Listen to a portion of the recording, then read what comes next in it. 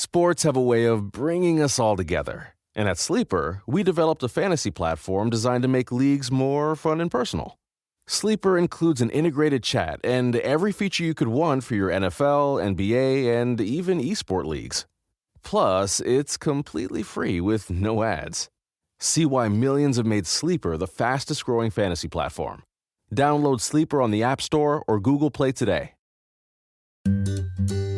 Switching to Geico is a good idea, especially when you consider everything. First off, Geico makes it easy to switch. They have licensed agents available 24/7 online or over the phone. But if it's so easy, you might start thinking everything is easy, even big wave surfing. And it's not. It's actually quite difficult. Well, if you switch to Geico, you could save hundreds on car insurance. And you could keep saving by bundling your motorcycle, boat, and RV, plus your home or renter's insurance. But saving money might lead you to make some questionable purchases, like a 20-foot feather boa. And do you know how hard it is to clean a 20-foot feather boa? Well, they do have an industry-leading mobile app you can use to pay your bill, file and manage a claim, or add a new driver. But when life gets a little easier, it makes you too confident. And you start calling everyone Ace. And you're better than that. Well, Geico has a 97% customer satisfaction rating and has been saving people money for 85 years. It's hard to beat that. But you're right. Switch to Geico. It's obviously a good idea.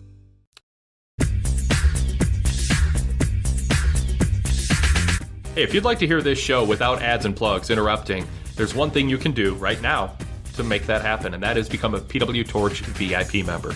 You get about a dozen other podcasts throughout the week that I host that are VIP exclusive, and you get the Wade Keller post shows and podcasts during the week with the ads and plugs removed, all on a separate feed exclusively for VIP members. Plus tons of other podcasts that are VIP exclusive, access to our full archives of podcasts dating back to 2004, which includes post-pay-per-view roundtables dating back to late 2004. Also access to our full archives, thousands of podcasts, over 1,500 back issues of the Pro Wrestling Torch Weekly newsletter that started it all, ad-free access to our website, and more. Check out full details at pwtorchvipinfo.com. That's pwtorchvipinfo.com to get full details and then jump to our sign-up form. It's mobile-friendly, desktop-friendly. In 2 minutes, you can be a VIP member, show support for us, and we'll give you a lot in return, including a streamlined listening experience on your iPhone or Android device with the ads and plugs removed. Go check it out, pwtorchvipinfo.com.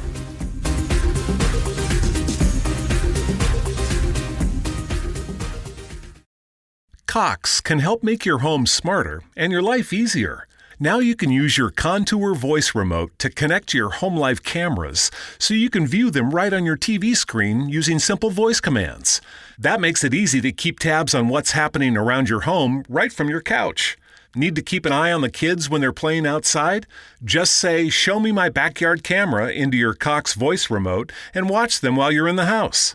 And if you're waiting for a delivery and want to make sure it's there on time, no problem. Just say, "Show me driveway camera" to check on it with your Home Life HD cameras on the TV screen while you go about your day. When you live in a home powered by Cox Internet, you can stay connected to what matters and let Cox take care of the rest. To learn more about all the benefits of your connected home, visit cox.com/thisishome today. Switching to Geico is a good idea, especially when you consider everything. First off, Geico makes it easy to switch. They have licensed agents available 24/7 online or over the phone. But if it's so easy, you might start thinking everything is easy, even big wave surfing. And it's not. It's actually quite difficult. Well, if you switch to Geico, you could save hundreds on car insurance. And you could keep saving by bundling your motorcycle, boat, and RV, plus your home or renter's insurance. But saving money might lead you to make some questionable purchases, like a 20-foot feather boa. And do you know how hard it is to clean a 20-foot feather boa? Well, they do have an industry-leading mobile app you can use to pay your bill, file and manage a claim, or add a new driver. But when life gets a little easier, it makes you too confident. And you start calling everyone Ace. And you're better than that. Well, Geico has a 97% customer satisfaction rating and has been saving people money for 85 years. It's hard to beat that. But you're right. Switch to Geico. It's obviously a good idea.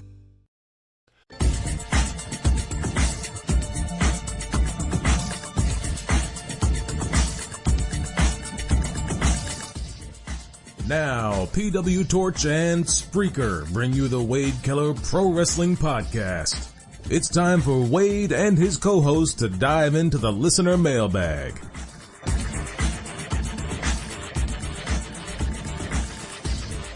All right, it's a Wild Card Thursday edition of the Wade Keller Pro Wrestling Podcast on August 2nd, 2021.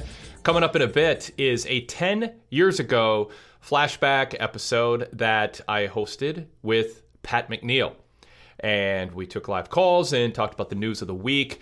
James Caldwell actually started the show for 5 minutes or so until I was able to join the program, and then I was part of it for the rest of the show. So don't be confused when you hear James introduce the 10 years ago show. But I hopped in, and Pat and I continued the show for an hour and a half or so. And we talked about SummerSlam hype at that time. Also the pros and cons of the timing of a John Cena heel turn.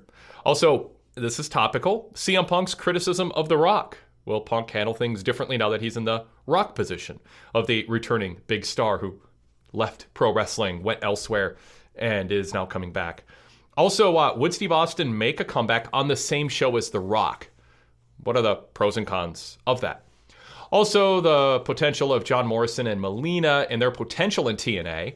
I said TNA shouldn't hire him and make him a heavyweight champion. Pat McNeil pushed back a little bit on that. Well, what ended up happening? So it's fun listening back to these things, knowing what ended up happening.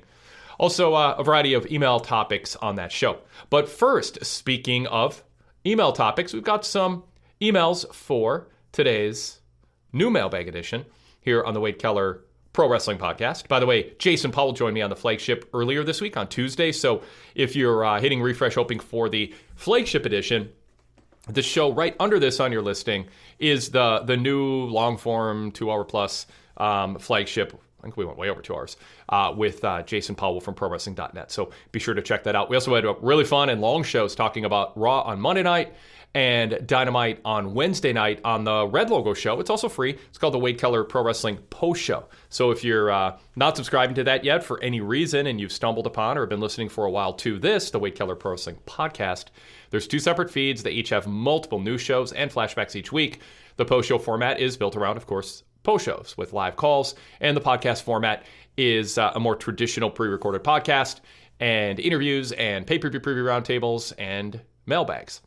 So speaking of which, let's get to it. First up is Kyle from South Suburban Chicago, who says, I thought of you rolling your eyes when they showed the preview of Roads to the Top, the new Cody and Brandi Rhodes reality series.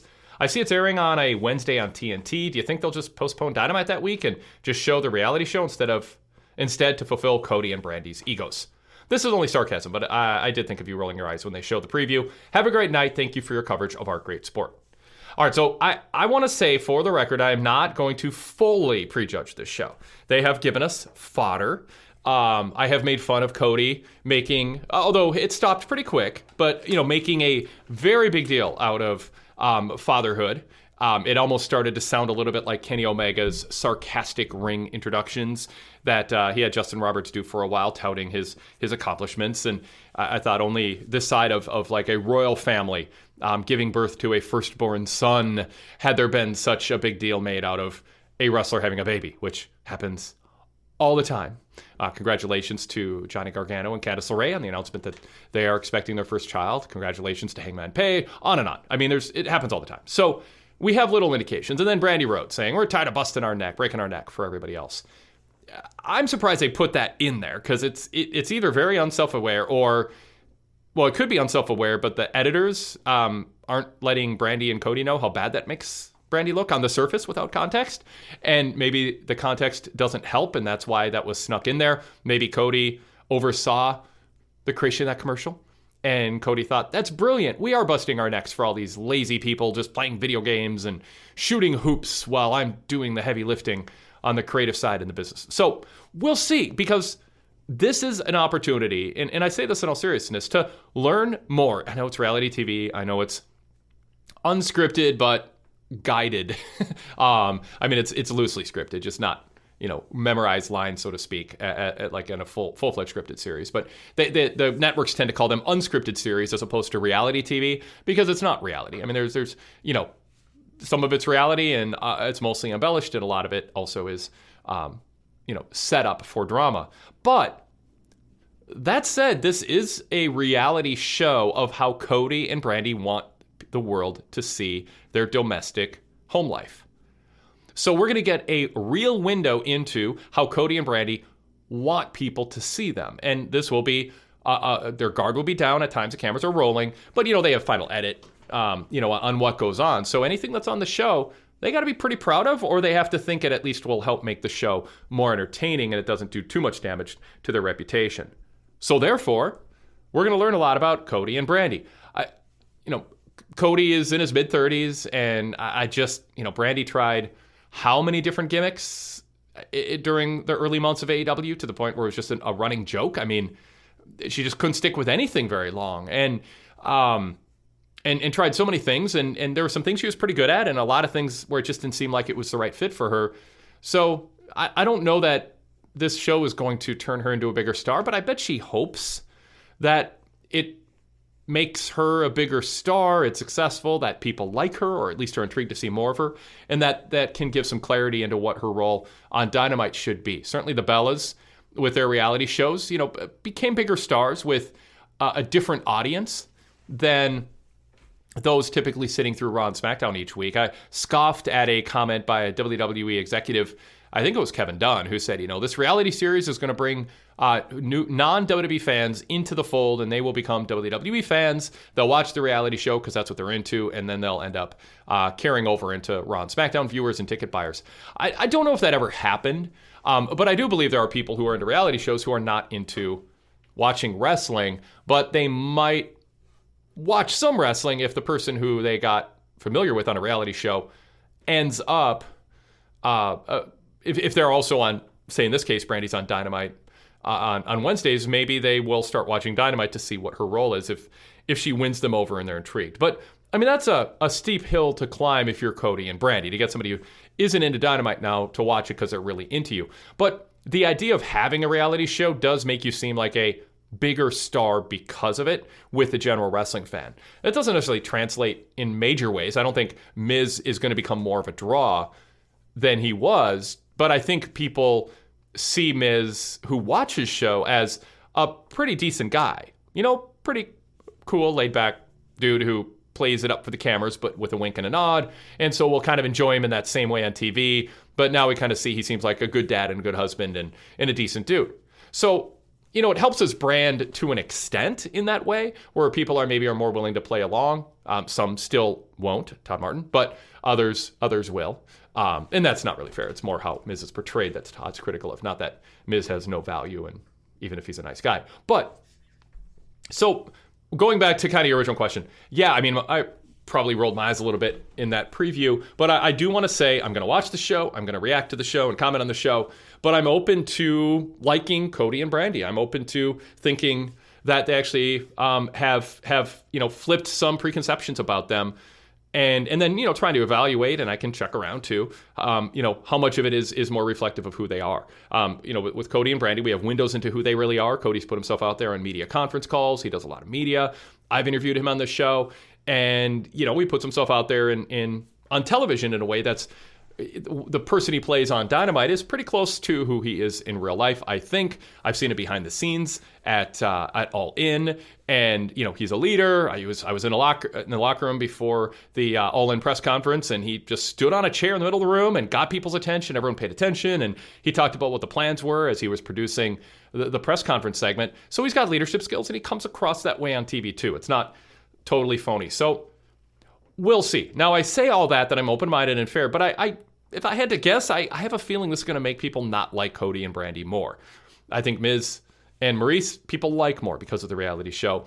I think they'll like them less, but I'm not sure. I'm just saying, if I had to choose, I would probably say that people who fault on the side of liking Cody, even if they're not sure, might be given more evidence to not like him as much or not think he's as cool. But it might end up making them seem like bigger stars in the process. And I hope I'm surprised. I like Cody personally. I mean, I think I kind of get him and who he is and what drives him and what kind of, what slot he fits in the range of different types of people, the type A, type B, and all the different things that kind of, classify people. I think I kind of get who he is, but it's this will give me a more well-rounded version, and maybe it challenges some of my perceptions. But I will say this. I think he and Brandi are good candidates for a really interesting reality show. I wouldn't say that about every married couple in wrestling. I think I can say that about them. I mean, would I like to see a reality show with Seth and Becky? Sure. Or Moxley and Renee? Yeah. Andrade and Charlotte, sure. Malachi Black and Zelina Vega might be fun, but it might hurt their gimmick. Johnny Gargano and Candice LeRae, I sort of feel like we see that with the NXT skits. I mean, obviously it's amplified a bit, but Jungle Boy and Anna Jay could be interesting. Nick Aldis and Mickie James could be fun. I think they're two strong personalities, and maybe they live interesting lives. So anyway, my point is there's a lot of couples, but that might make a good reality series. But I think Cody and Brandy are like at the top of the list of, if I had to just pick a show with any, semi-high profile wrestling couple to watch, other than maybe Triple H and Stephanie. I think that'd be really interesting, especially if it was a window into the dynamic between them and we got some actual real moments. Saving starts with Xfinity. Get a great price on Xfinity Internet. Plus, ask how to get an eligible 5G phone on us. And for a limited time, $300 back when you add Xfinity Mobile. Go to Xfinity.com/start saving. Call 1-800-XFINITY or visit a store today. Restrictions apply. Switching to Geico is a good idea, especially when you consider everything. First off, Geico makes it easy to switch. They have licensed agents available 24/7 online or over the phone. But if it's so easy, you might start thinking everything is easy, even big wave surfing. And it's not. It's actually quite difficult. Well, if you switch to Geico, you could save hundreds on car insurance. And you could keep saving by bundling your motorcycle, boat, and RV, plus your home or renter's insurance. But saving money might lead you to make some questionable purchases, like a 20-foot feather boa. And do you know how hard it is to clean a 20-foot feather boa? Well, they do have an industry-leading mobile app you can use to pay your bill, file and manage a claim, or add a new driver. But when life gets a little easier, it makes you too confident, and you start calling everyone Ace. And you're better than that. Well, Geico has a 97% customer satisfaction rating and has been saving people money for 85 years. It's hard to beat that. But you're right. Switch to Geico. It's obviously a good idea. Now through Patreon, you can get the Wade Keller Pro Wrestling post shows, Wade Keller Pro Wrestling podcasts, and the PW Torch daily casts with the ads and plugs removed, and VIP after shows by supporting us on Patreon with a Tier 1 membership for just $4.99 per month. You can also upgrade to get additional bonus content, including all the VIP podcasts and the PW Torch newsletters through Patreon. Check out details at patreon.com/PWTorchVIP. That's patreon.com/PWTorchVIP. Some hell of a good dip, real milk and real cream. Shows the posse who's the bossy, it tastes like a dream. Share the dip that starts with real milk and cream, not from oils or water. Prove that your flavor side just won't quit. Not just good, hell of a good. Myth versus fact. Pop quiz. What does not cause infertility or genetic mutations, but can save lives? All the free COVID-19 vaccines that are already protecting millions of people in Virginia. Visit vaccinate.virginia.gov.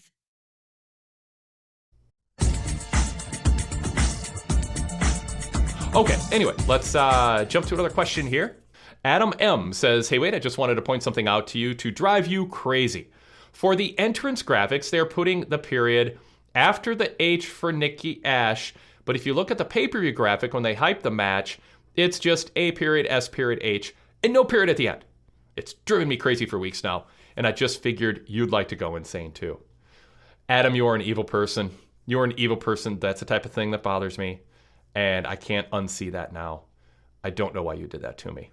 All right, up next, Ed in High Desert, California says, I'm still lost on what Impact gets out of this deal with AEW. Is it the rub from the Cool Wrestling Company? I know Omega has appeared a few times on Impact, but this seems to benefit AEW and Tony Khan much more. They get all this credit for working with other companies and mentioning Impact. Christian versus Omega is a bit flat for the pay-per-view and gets even flatter with them matching up on Dynamite for another title. Which belt does Omega lose first, and does losing one affect how it's viewed losing the other? So I think it remains to be seen. I think there's more to this than we know.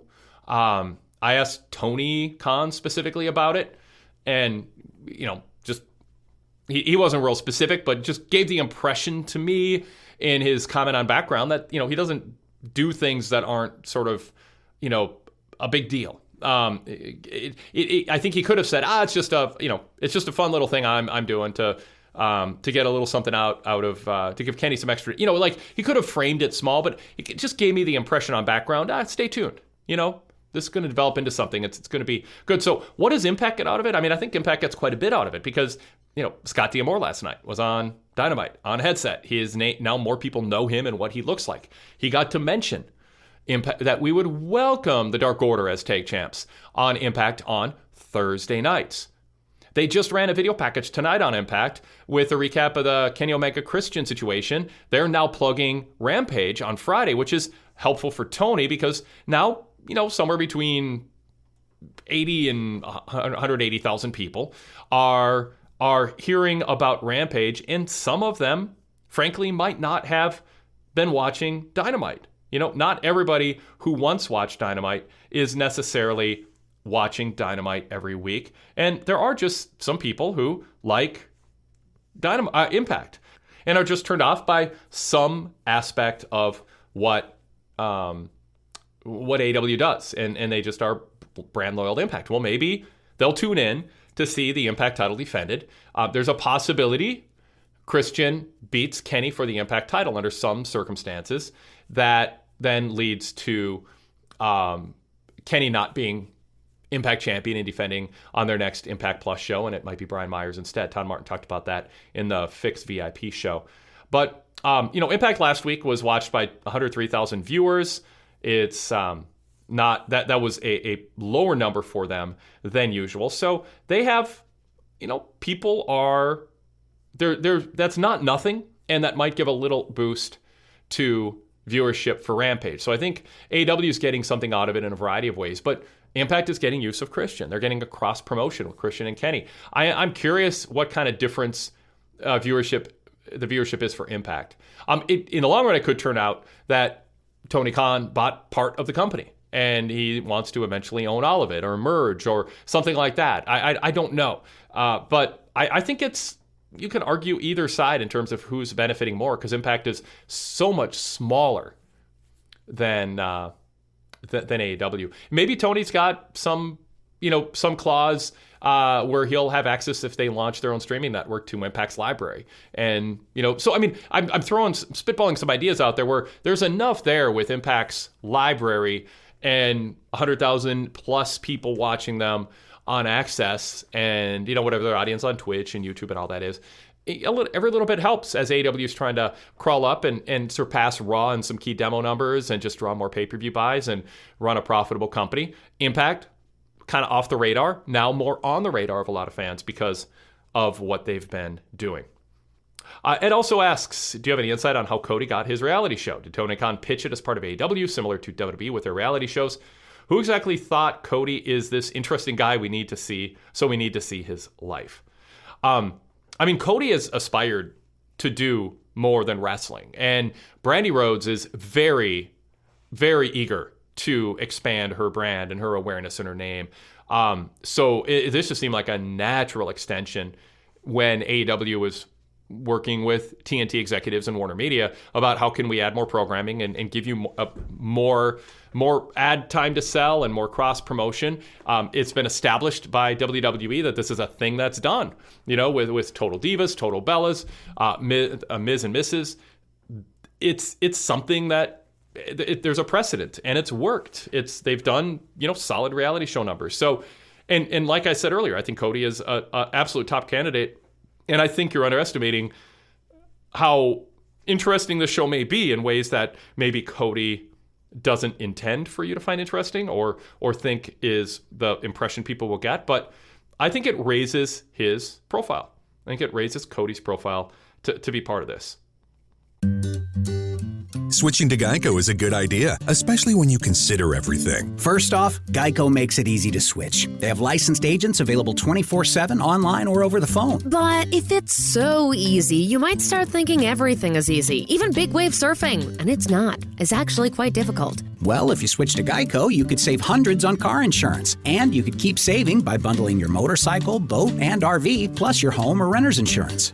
But saving money might lead you to make some questionable purchases, like a 20-foot feather boa. And do you know how hard it is to clean a 20-foot feather boa? Well, they do have an industry-leading mobile app you can use to pay your bill, file and manage a claim, or add a new driver. But when life gets a little easier, it makes you too confident, and you start calling everyone Ace. And you're better than that. Well, Geico has a 97% customer satisfaction rating and has been saving people money for 85 years. It's hard to beat that. But you're right. Switch to Geico. It's obviously a good idea. Myth versus fact. Pop quiz. What does not cause infertility or genetic mutations, but can save lives? All the free COVID-19 vaccines that are already protecting millions of people in Virginia. Visit vaccinate.virginia.gov.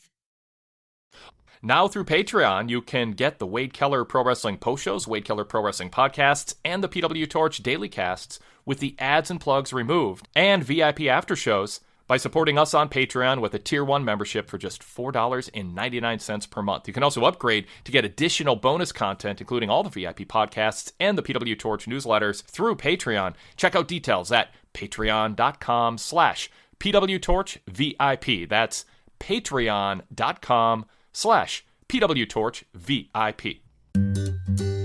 Switching to Geico is a good idea, especially when you consider everything. First off, Geico makes it easy to switch. They have licensed agents available 24/7 online or over the phone. But if it's so easy, you might start thinking everything is easy, even big wave surfing. And it's not. It's actually quite difficult. Well, if you switch to Geico, you could save hundreds on car insurance. And you could keep saving by bundling your motorcycle, boat, and RV, plus your home or renter's insurance.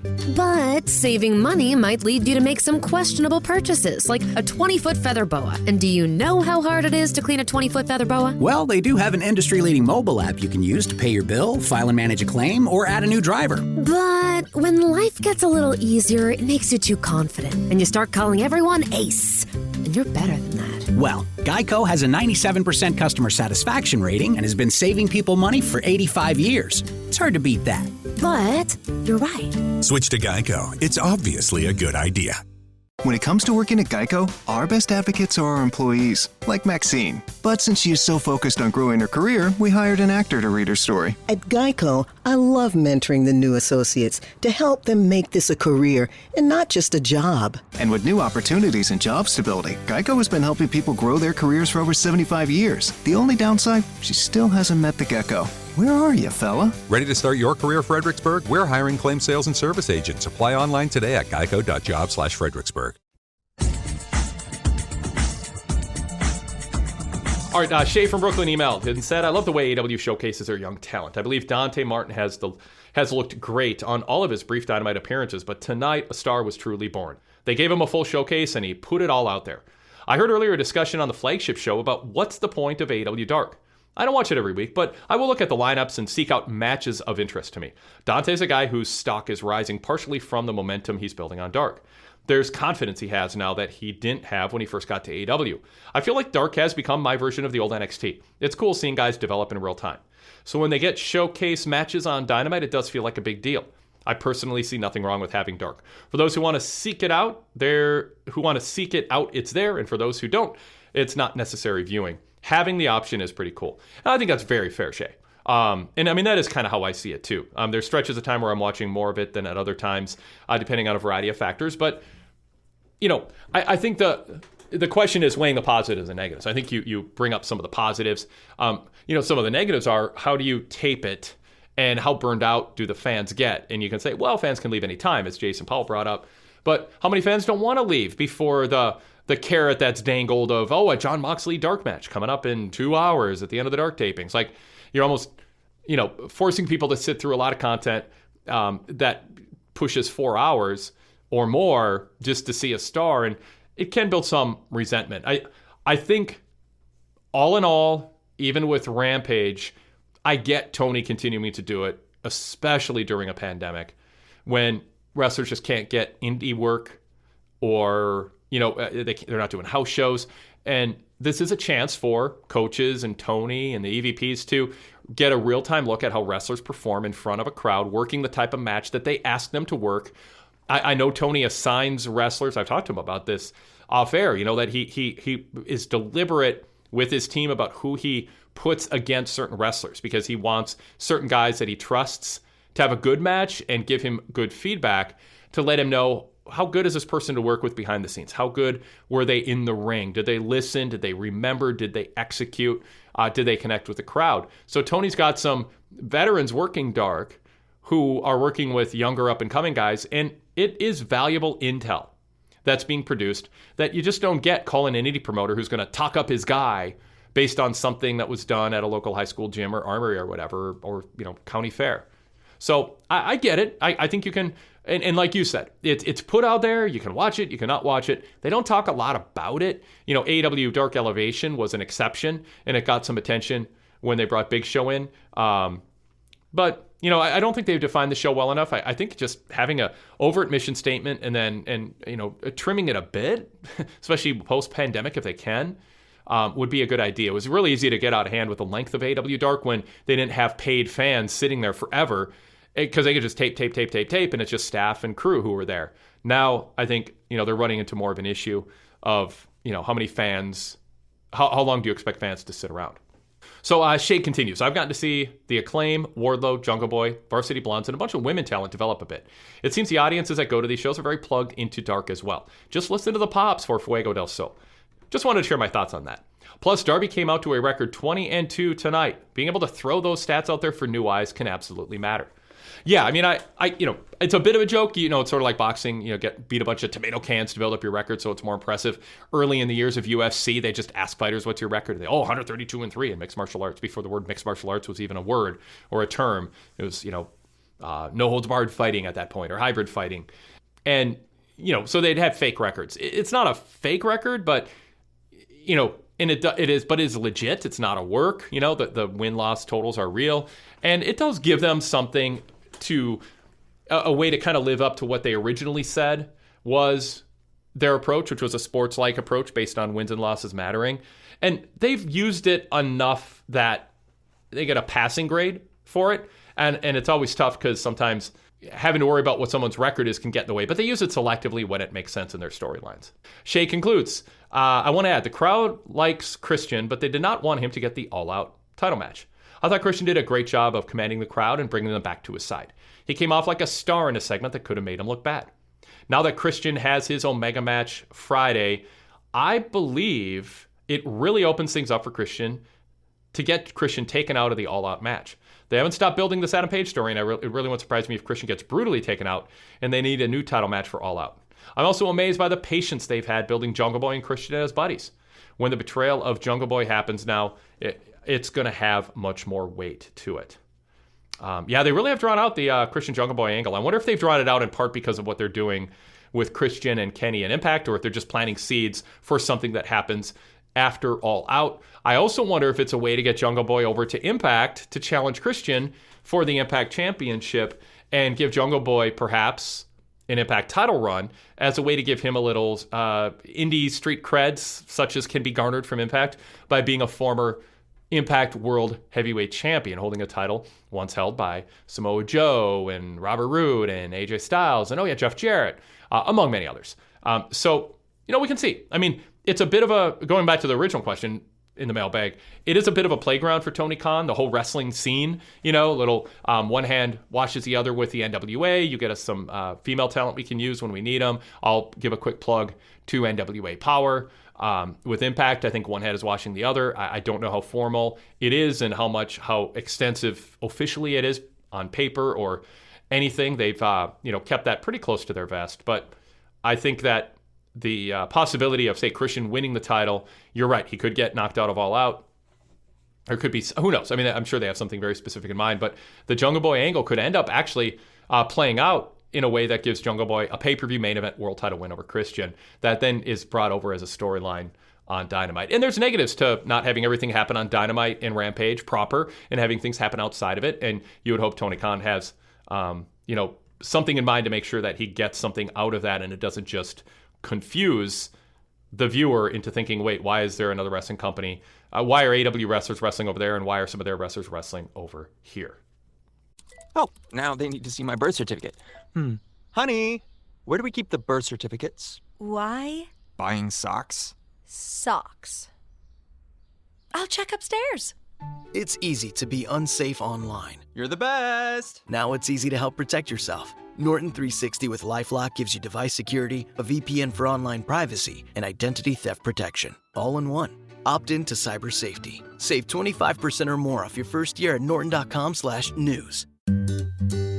Switching to Geico is a good idea, especially when you consider everything. First off, Geico makes it easy to switch. They have licensed agents available 24/7 online or over the phone. But if it's so easy, you might start thinking everything is easy, even big wave surfing. And it's not. It's actually quite difficult. Well, if you switch to Geico, you could save hundreds on car insurance. And you could keep saving by bundling your motorcycle, boat, and RV, plus your home or renter's insurance. But saving money might lead you to make some questionable purchases, like a 20-foot feather boa. And do you know how hard it is to clean a 20-foot feather boa? Well, they do have an industry-leading mobile app you can use to pay your bill, file and manage a claim, or add a new driver. But when life gets a little easier, it makes you too confident, and you start calling everyone Ace. And you're better than that. Well, Geico has a 97% customer satisfaction rating and has been saving people money for 85 years. It's hard to beat that. But you're right. Switch to Geico. It's obviously a good idea.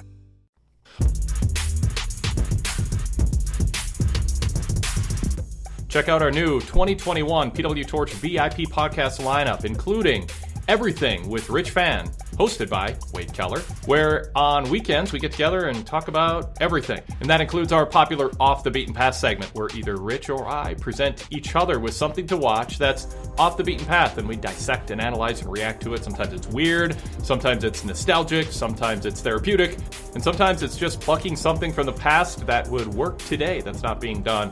But we talk about WWE, NXT, AEW, all the current events in professional wrestling also. It's a different format and a fresh podcast dynamic with Rich and me every weekend. Everything with Rich Fan is part of the new PW Torch VIP podcast lineup for 2021.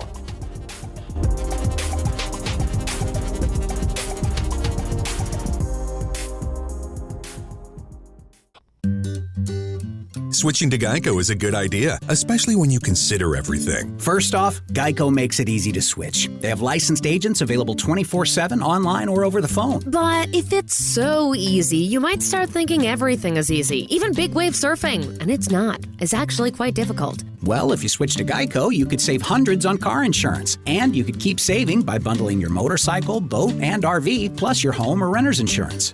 But saving money might lead you to make some questionable purchases, like a 20-foot feather boa. And do you know how hard it is to clean a 20-foot feather boa? Well, they do have an industry-leading mobile app you can use to pay your bill, file and manage a claim, or add a new driver. But when life gets a little easier, it makes you too confident, and you start calling everyone Ace. And you're better than that. Well, Geico has a 97% customer satisfaction rating and has been saving people money for 85 years. It's hard to beat that.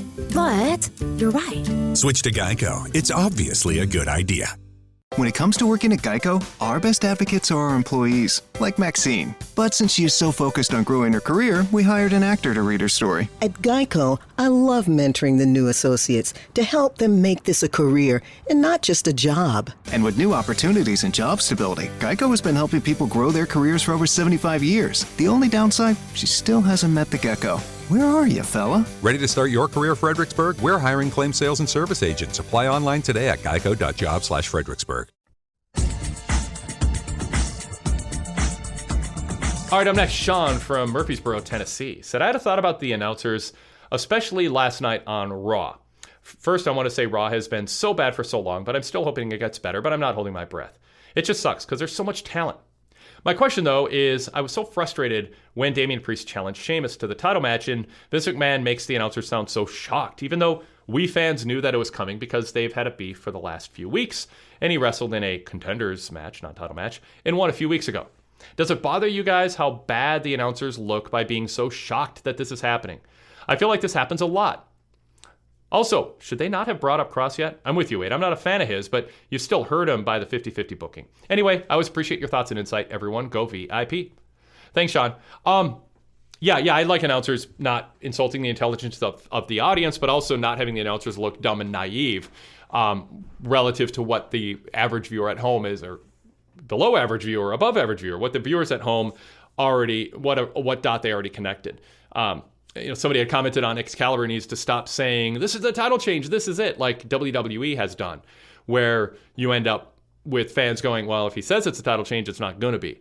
And, he played that game a little bit last night on Dynamite in one of the matches, and it was like, okay, I think it was a Dark Order against a Good Brothers match. And it sort of gives things away. And yeah, you don't want the announcers to fall into the idea of, well, we're part of the con and we're going to be transparently con men, pretending that we didn't see something coming when everybody else saw it coming, because our job is to play to the most dense fan out there who hasn't noticed the obvious. And yeah, that's not a good look for announcers. I want smart announcers. I like a lot of what Pat McAfee has been doing, because I don't think he falls prey to that cliche.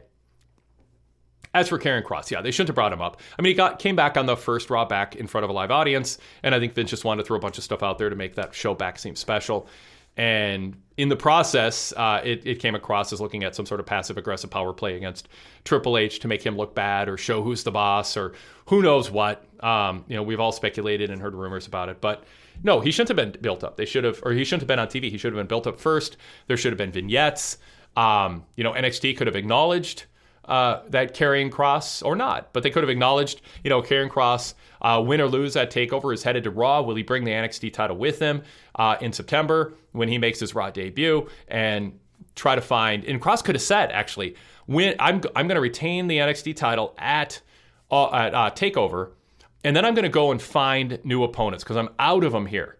And that's where Samoa Joe goes, oh no, you haven't beat me. And then Joe beats him, and you move on from there to, Pete Dunne if he's still around, or whoever, for Samoa Joe's title defenses. But then you could be running Karrion Kross vignettes on Raw in the meantime that won't make it seem inevitable he's losing the title at TakeOver. So I'm trying to cover that base. But yeah, Kross would have been much better served by vignettes instead of what they've done with him.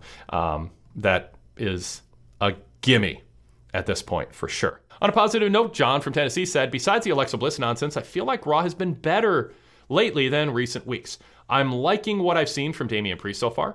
He's one of the few babyfaces who doesn't constantly get outsmarted by the heels. He actually wins matches. Do you think he is the best booked babyface on the main roster right now? Thanks for the great content. Everyone go VIP. Thanks, John. Yeah, Damian Priest is a really well-booked babyface. I don't know if I'd say best booked. I want to see him get pushed a little more. I think there was some highs and lows in the Bad Bunny WrestleMania situation. The best booked babyface, I think, should be booked in a way where you think there's real momentum, that management, that the announcers, that fellow wrestlers think he's this rising star.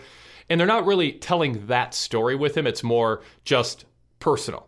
I want the U.S. title, Sheamus, because XYZ, you did this, I want this. But there's not something beyond that. And so at some point, I kind of want Damian Priest's mission statement. I want to be world champion someday, and say that on TV and have him say, Sheamus, I want to beat you for the U.S. title.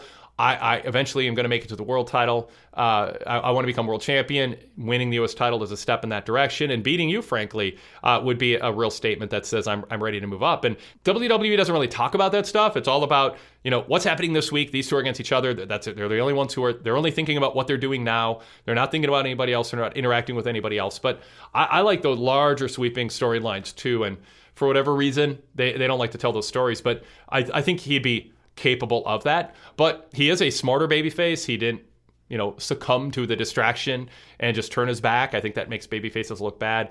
He definitely kind of has that Kevin Nash, deep voice, alpha male, don't mess with me. It seems like he's got a quick wit to him, not at the Kevin Nash level, but there is something about him that feels street smart and tough and well-traveled, but still hungry to achieve. And that makes him, in WWE, an effective babyface. I mean, who else is his competition? It's better than Big E. I mean, it's better than Kevin Owens lately. It's probably better than Drew McIntyre. I don't know if I'd have said that like 3 months ago.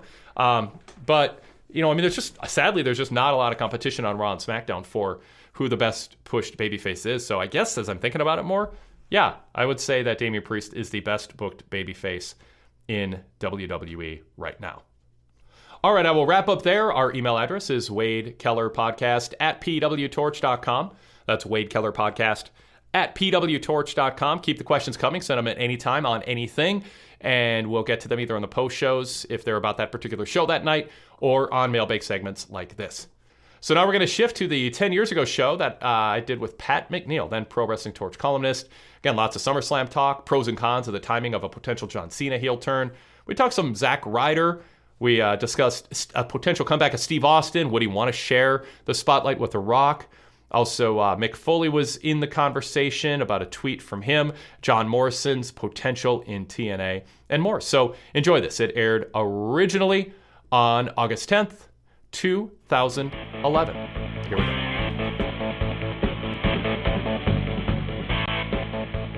You're listening to the PW Torch livecast. This is PW Torch Assistant Editor James Caldwell hosting on Wednesday, August the 10th, 2011. I'm the hosting for the first 5 or 10 minutes of today's show, and then Torch Editor Wade Keller will be coming in to fill in, and as I'm keeping the seat warm for him. And, of course, on a Wednesday, joined by Torch columnist Pat McNeil. Pat, how are you today?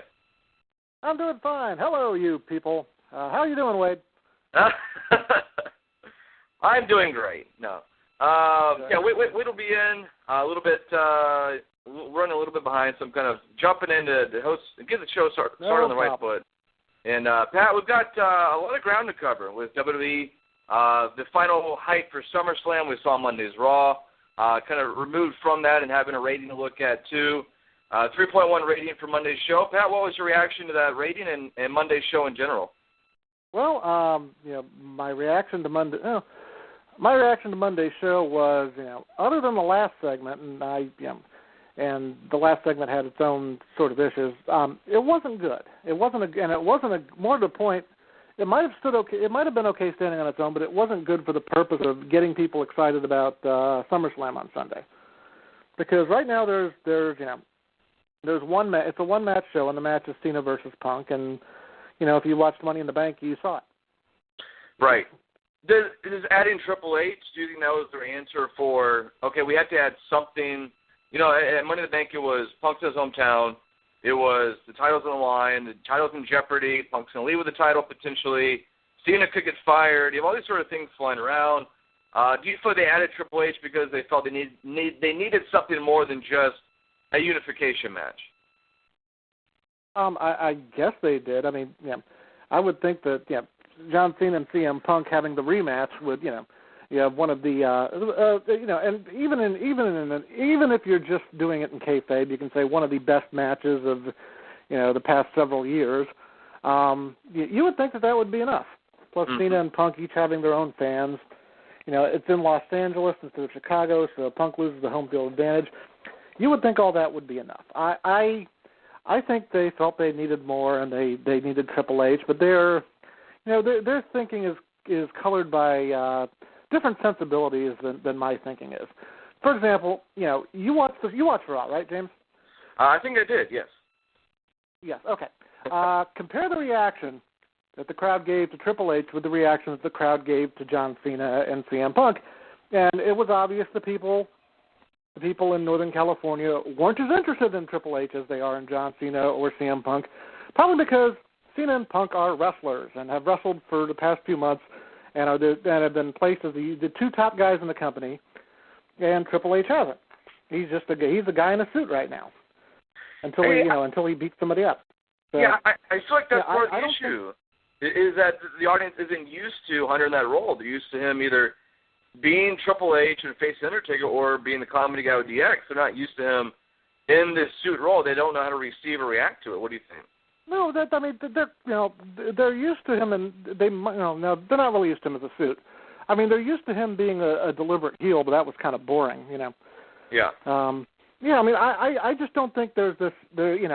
I think when you turn it from who's going to win between CM Punk and John Cena to who is Triple H going to screw over, CM Punk or John Cena, that sounds like something TNA would do on one of its pay-per-views, and actually has done on a couple of different occasions.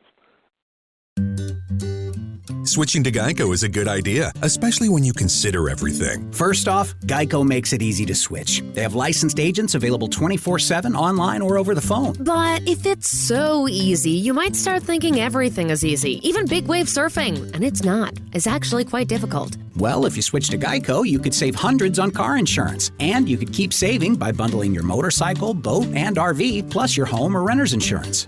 But saving money might lead you to make some questionable purchases, like a 20-foot feather boa. And do you know how hard it is to clean a 20-foot feather boa? Well, they do have an industry-leading mobile app you can use to pay your bill, file and manage a claim, or add a new driver. But when life gets a little easier, it makes you too confident, and you start calling everyone Ace. And you're better than that.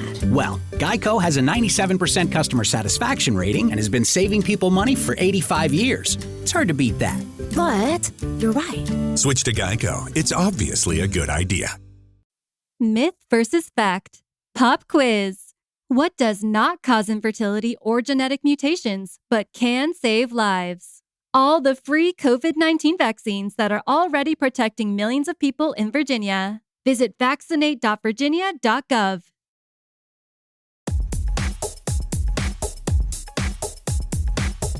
Apple Podcast compatibility new with PW Torch VIP Podcasts in 2021. If you're an iPhone user and you want a simple way to access our full VIP podcast library as new podcasts come out every day, we have good news. New in 2021, single-click compatibility with Apple Podcasts native app on iPhone, CarPlay, your iMac, or your MacBook Pro laptop. Now, as soon as you sign up and become a VIP member, there's a single-click link in your sign-up email that will launch PW Torch's VIP podcast in Apple Podcasts. No username, no password to enter. It's as simple as it gets. Go VIP, find out more information on all the benefits that come with the VIP membership at pwtorch.com/govip. And now we not only accept payments through PayPal, but also a direct credit card or debit card sign up, and also through Patreon.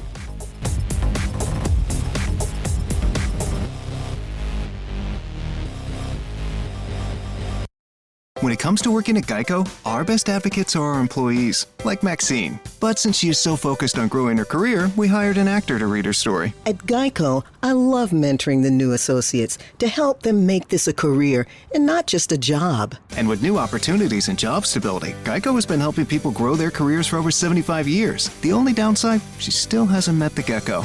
Where are you, fella? Ready to start your career, Fredericksburg? We're hiring claim sales and service agents. Apply online today at geico.job/Fredericksburg. Minute Maid slushies are back at McDonald's. And if you'd like to thank me for that information, I'll gladly take a slushie. It's more than a drink. It's a McDonald's drink. Right now, treat yourself to a small Minute Maid slushie, like the new strawberry watermelon flavor for $1.59. Or try small McCafe frappes and smoothies for just $2. Price and participation may vary. Limited time only. Minute Maid is a trademark of the Coca-Cola Company.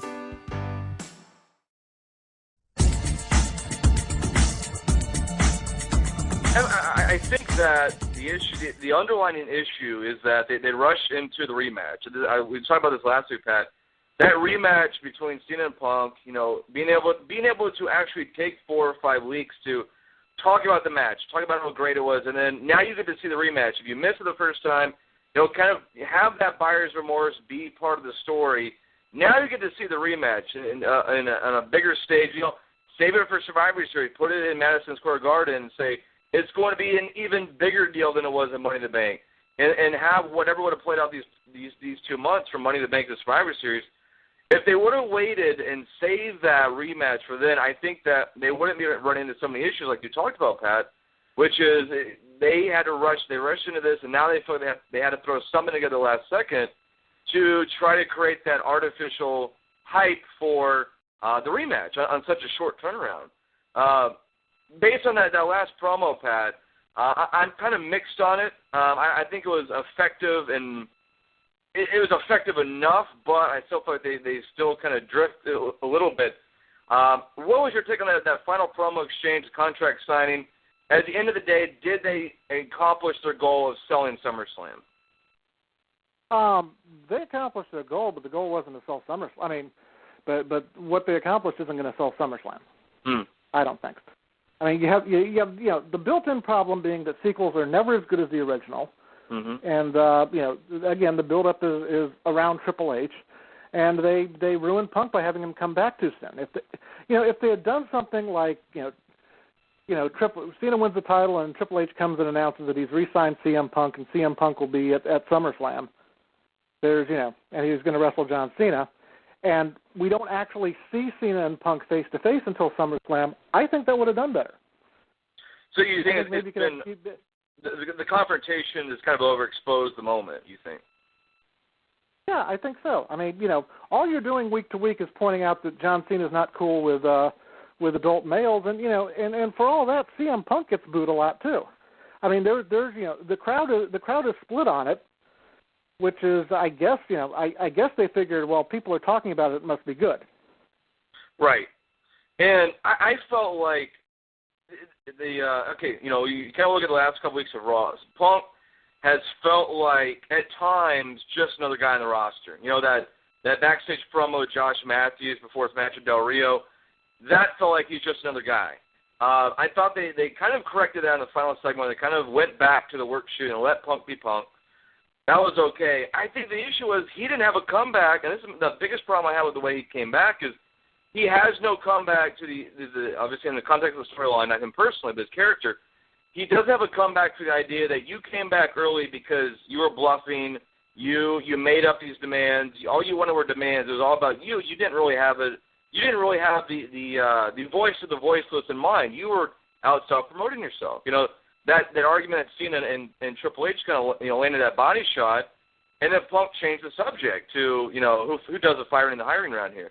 I felt like that was one of those things that by rushing Punk back, they'll never be able to recover from because you really isn't an argument for Punk's character against that. I felt like that was the biggest issue against his character in that segment. Is there a way to, do they just ignore that, Pat, from here on? Do they just kind of sweep it under the rug and just move on? What can they do about that aspect, or is it just one of those things that it's just part of the way WWE rushed him back? First, James, apparently you need to open the chat room. Somebody's complaining about that. That is the problem with rushing him back, but they, in their eyes, SummerSlam is more important than protecting CM Punk. Yeah. Because, why would they? Because they're not about CM Punk. They're about protecting Triple H. And this is all about making sure that Hunter stands out. Whether some of these people mean to do it this way or not, it's about making sure that Triple H stands out as the guy in WWE. He's the new Vince McMahon. He's the guy with all the power. He has to stand above everybody. And instead of having Cena versus Punk play out, which it was playing out pretty nicely actually without Vince McMahon or Triple H involved. Now you have Triple H, and then below them are Cena and Punk. Yeah, that's the issue that I've had with this. We saw that last week when Hunter told them. If they were interested in protecting John Cena, they would never have shown the Rock video. I totally agree with that. Yeah, but they wanted to make Rock look like a jerk, and that was more important to them than anything. That was more important to them than selling SummerSlam.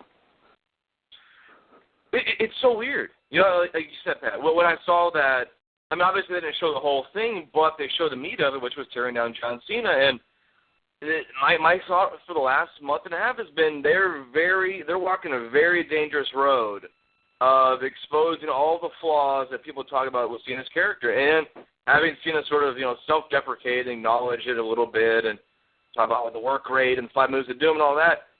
People, the people that like John Cena just like John Cena. And there's, it makes money for WWE. So I don't know why they continue to go there, other than we're trying to have Cena acknowledge it and make those sort of pro-Punk fans feel like they're being acknowledged. And that thing, like you said, Pat, I feel like they're not selling SummerSlam. And they're putting Triple H, they're elevating Triple H as the top star. He's overriding the entire thing. I have concerns. I have a lot of concerns with the direction of this, and I agree with you on yours, Pat.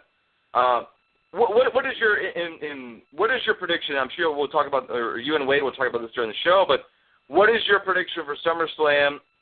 What does Hunter do? Is it a clean finish, screwy finish, double turn, triple turn? What's your prediction for what happens in that main event? I don't have one right now, and I don't. I don't know if McMahon does. So it evens out because I don't think WWE knows what the finish is, and they won't know until Vince McMahon gives the final order late Sunday afternoon. Right, and that's that's what we saw at Money in the Bank, and that's why it was so hard to predict what would happen, and why it was almost shocking that what happened did happen, because it seemed like such a rash decision change.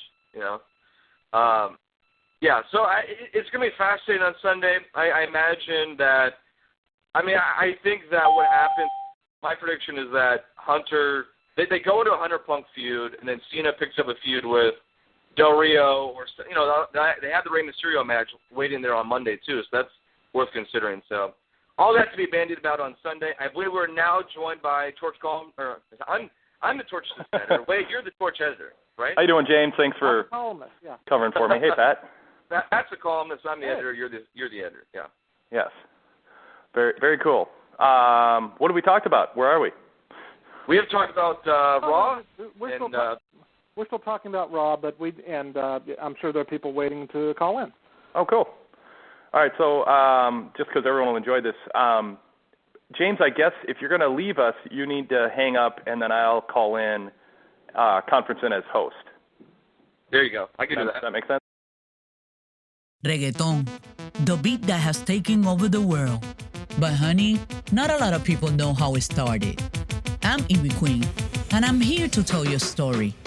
The real story behind reggaeton, none of that fake shit.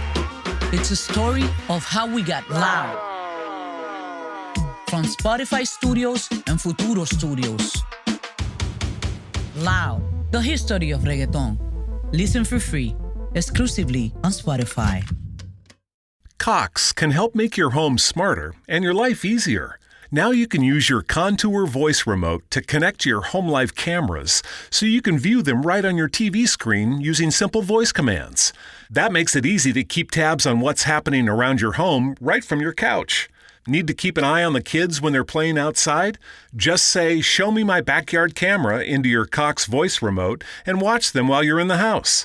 And if you're waiting for a delivery and want to make sure it's there on time, no problem. Just say, "Show me driveway camera" to check on it with your Home Life HD cameras on the TV screen while you go about your day.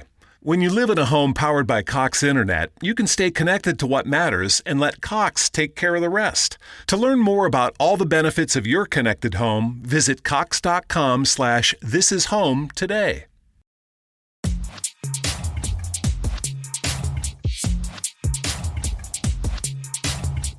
Hey guys, it's Mike McMahon from the All Elite After Show. Every week, Andrew Socek and I break down AEW on our free PW Torch podcast. We've been doing this show since 2016. That's right, we're on our 5th year.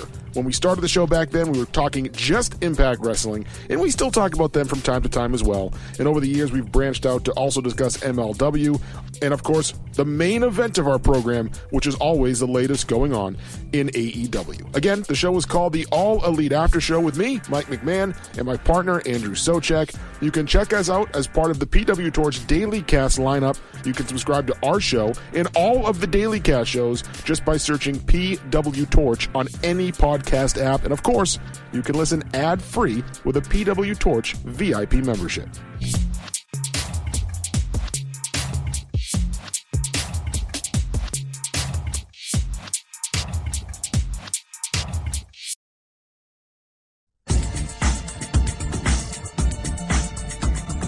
So, Pat, let's throw to you for a question. Hi. We need you to talk for actually, let's, James, bring a caller on, and then I will take care of business, and Pat can answer the question, and then we'll transition that way. Very good. We're going to make cool. That sounds good. All right, well, I'll go with the phone number first, 646-721-9828. Join us here on Blog Talk Radio. And let's go to our first caller, 973. Welcome to the show. Please state your name and where you're calling from. Hey, Wade, this is Don from New York City, home of Survivor Series. Hey, Don. Hey, how you doing, Don? Wade and James are switching around their phone system, so go ahead and ask. Hey, Pat. Go ahead and ask your question, and I'll answer it, and then Wade will be back and he'll answer it. Absolutely, and James you are up, not second fiddle by any means, Pat. So. New era, and it's weak in my opinion. That's just my comment. My question is obviously A. Alberto Del Rio, He has shown 2 weeks ago he's ready to cash in. First question, what do you see him doing this Sunday? Well, I mean, it's going to come down to the last minute. And my instinct is that they're not going to have Alberto Del Rio cash in on at SummerSlam. They're going to do it on television on Raw, because Raw seems to be the priority these days. And what would be more shocking, like they did with The Miz last year, than to have Del Rio surprise everybody on a random episode of Raw here in a couple weeks and capture the title that way. But don't you think Los Angeles being such a huge Hispanic community, to put Alberto Del Rio over the top there, I mean, not to be racist or breaking down racist lines, but don't you think he would get a huge pop there? As opposed to, like for instance, as if John Cena won the title in Boston years ago before he was hated there. I mean, same, along the same lines of thinking.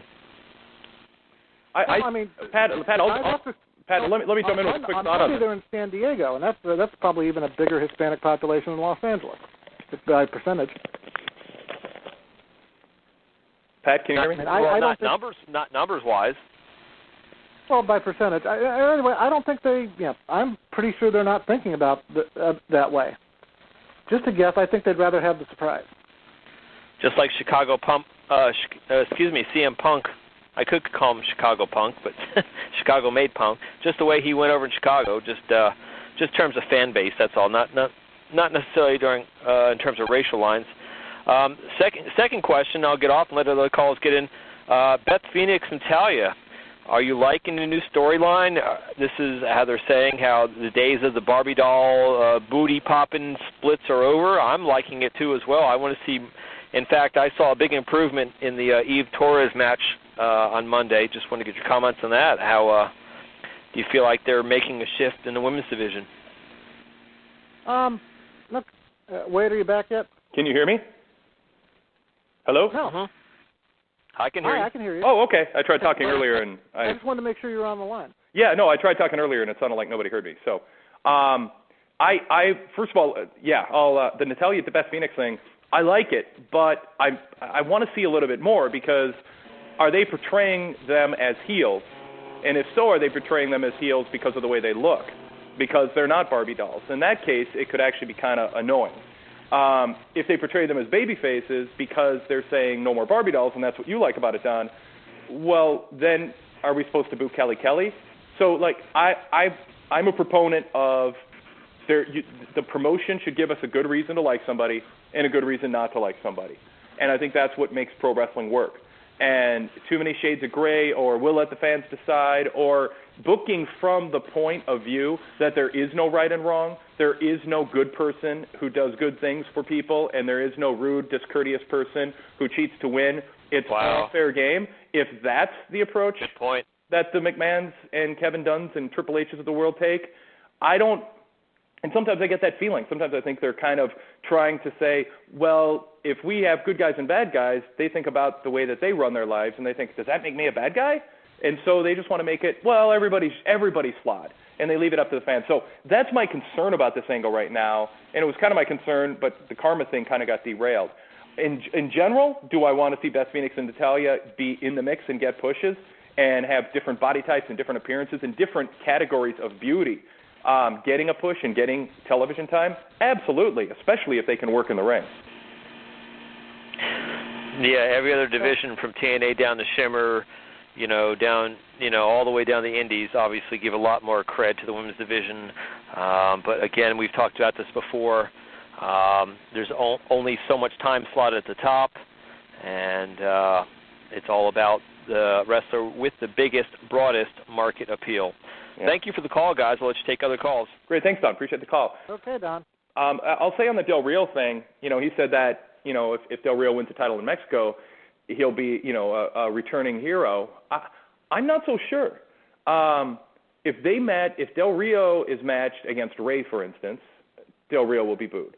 If Del Rio does something bad against Rey Mysterio, Del Rio will be booed. And remember how they're portraying him on TV as an aristocrat, as somebody who has servants and has workers who work for him, and he treats them poorly.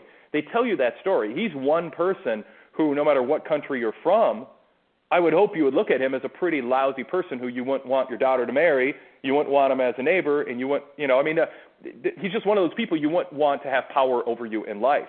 And I don't think if he goes to Mexico that changes. I could be wrong.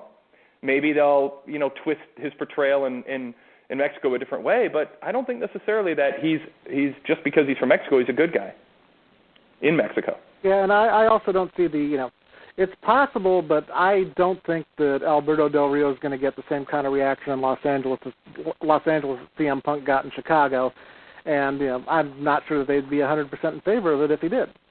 As for the women's division, I mean, you raised a very good point, and I think that I think the looks issue is part of it. I think the other part of why Natalya and Beth suddenly turned heel, and believe me, they are turning heel, is the heels call the matches, and you've noticed that they've turned most of the experienced divas heel. I don't think that they trust this new crop of divas to be able to put together a match. And, they can't be happy with the quality of the matches they've seen from the women's division for the most part over the past couple of months. And I'll just say this, if the conflict that I have with both Natalya and especially Beth Phoenix and the mic work is Natalya and Beth Phoenix attacked somebody when their guard was down. Bottom line, that makes them a heel. I mean, in real life, if you hit somebody from behind, you're a jerk. So they're jerks. So then they say the days of the Barbie dolls are over, and a lot of us listen to that and go, well, yeah, we'd like to see people pushed on merit and talent and not just feel like it's, a swimsuit competition or they're pushing people who can be on Playboy next time, or that, all the creepy guys behind the scenes hope maybe if they hang around me long enough, they'll date me or they'll get drunk and want to sleep with me. You don't want to get that feeling from the women's division. You want to feel like that good-looking women with different body types and even average-looking women who are very talented and charismatic can get a push. And if the idea is they're heels because they're against Barbie dolls, that doesn't make sense either. So I think there's some work to be done on the storyline in terms of the wording and the presentation. And, we need Booker T, which he did on SmackDown on Friday, to not compliment Natalya when she turns heel for being assertive. Booker T, it says idiotic things on commentary. And, the idea is, you never know what he's going to say. Well, that's ridiculous. He's a person who has a point of view, and it shouldn't change from one segment to the other. Either attacking somebody from behind is a good thing, in which case he's a prick, or it's not, in which case he should be criticizing her. But he just varies from one segment to another. It's not a good character. It doesn't make sense. It doesn't help heels get heat, and it's counterproductive to selling tickets and building feuds. And if I'm a wrestler, I don't want Booker T commenting on my matches because of that.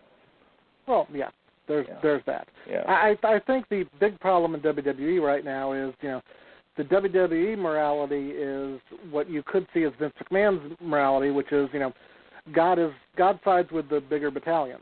Yeah. In other words, if you screw over, if you're richer than somebody and you're better than them, if you're more powerful than somebody, you're better than them, and so on and so on.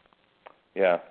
Yeah. Well, I mean, we could psychoanalyze where he comes from and what causes him to live the way that, make the choices he makes. And I'm sure he believes he's, at least a good portion of the time a good person. Everybody has rationalizations for what they do, but I do think storyline-wise, Kevin Dunn is the number 2 guy in that company too. And I think storyline-wise, in terms of, influencing Vince McMahon, his inner circle, those who speak up, who think differently than him, don't speak up enough to say, hey, why don't we have a truly feel-good product and make sure we're pretty consistent throughout that people are encouraged to cheer people who act with honor, and fans are encouraged to boo people who act without honor. And they just don't get that concept, and it messes things up.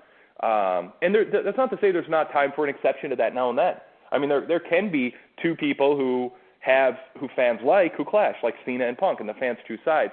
But that should be the exception every 18 months, and then it'll really work because you've built a foundation the previous 17 months where when you vary from it, it feels like it's a novel. It's newsworthy. This is different. But when you just do it all the time, it's an example of a lack of discipline in storytelling.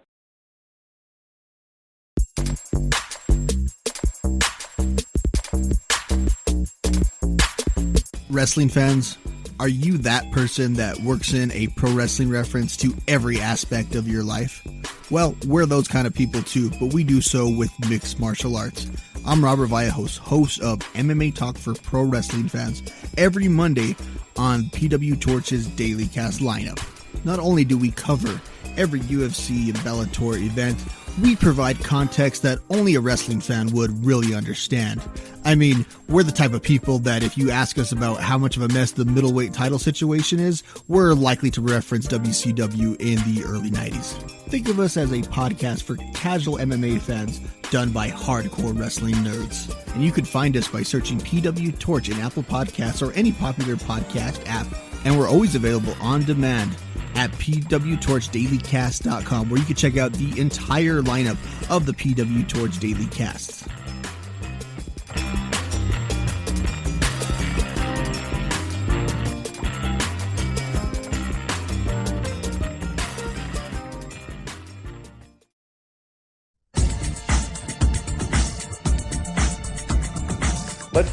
Let's jump to our next call today and go to area code 202. Thanks for holding. Please state your name and where you're from.